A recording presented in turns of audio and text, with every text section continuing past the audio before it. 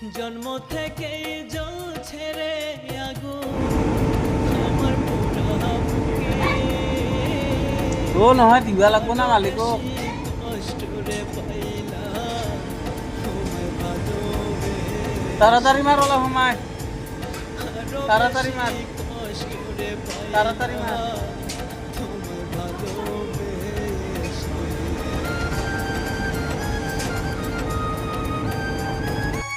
তোমাকে যতটা ভালোবাসি এতটা ভালো তো নিজেকেও বাসিনি।